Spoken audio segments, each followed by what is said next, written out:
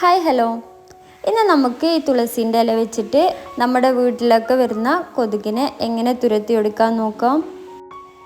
അതിനായിട്ട് ഞാനിത് അവിടെ ഒരു തണ്ട് തുളസിയാണ് കേട്ടോ എടുത്തിട്ടുള്ളത്. ഇനിയിപ്പോൾ ഇലയാണ് എടുക്കുന്നതെന്നുണ്ടെങ്കിൽ ഒരു 5-8 എടുത്താൽ മതിയാവും. അതൊരു സൈഡിലേക്ക് മാറ്റി വെക്കുക. ഇനി ഇതിലേക്ക് ആവശ്യമായിട്ടുള്ളത് ഗ്രാമ്പുവാണ്. ഇതൊരു 5-8 മതിയാവും. ഇനി ഇത് രണ്ടും കൂടെ ഒരു ഇടിക്കലിലിട്ടിട്ട് നന്നായിട്ട് ചതച്ചെടുക്കാം.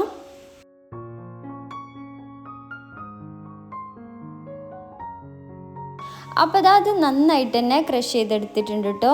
ഇനി ഇത് ഒരു പാത്രത്തിലേക്ക് മാറ്റി കൊടുക്കാം.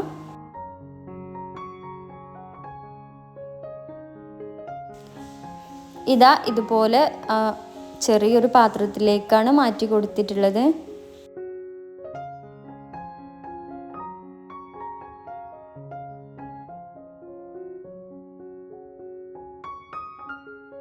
ഇനി ഇതിലേക്ക് ആവശ്യത്തിനുള്ള ഓയിൽ ഒഴിച്ചു കൊടുക്കാം. അപ്പോൾ ഞാനിതിലേക്ക് വെളിച്ചെണ്ണ കേട്ടോ യൂസ് ചെയ്തിട്ടുള്ളത്. അപ്പോൾ ഇതെല്ലാം കൂടെ മുങ്ങിക്കിടക്കാൻ പാകത്തിനുള്ള എണ്ണ ഇതിലേക്ക് ഒഴിച്ചു കൊടുക്കണം.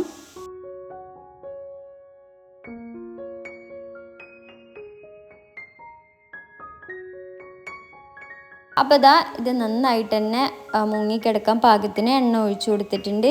ഇനി ഇതൊരു 5 മിനിറ്റ് ഇതുപോലെ ഒന്ന് വെക്കാം.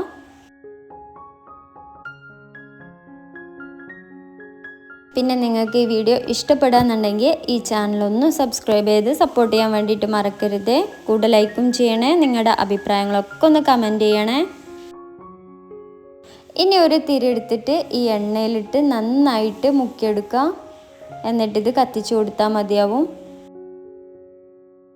അപ്പോൾ മഴക്കാലത്തൊക്കെ കൊതുകിൻ്റെ ശല്യം വളരെ കൂടുതലായിരിക്കുമല്ലോ. അപ്പോൾ വീട്ടിൽ ഏത് ഭാഗത്താണോ കൊതുക് വരുന്നത് അവിടെ ഇതൊന്ന് കത്തിച്ച് വെച്ചാൽ മതിയാവും.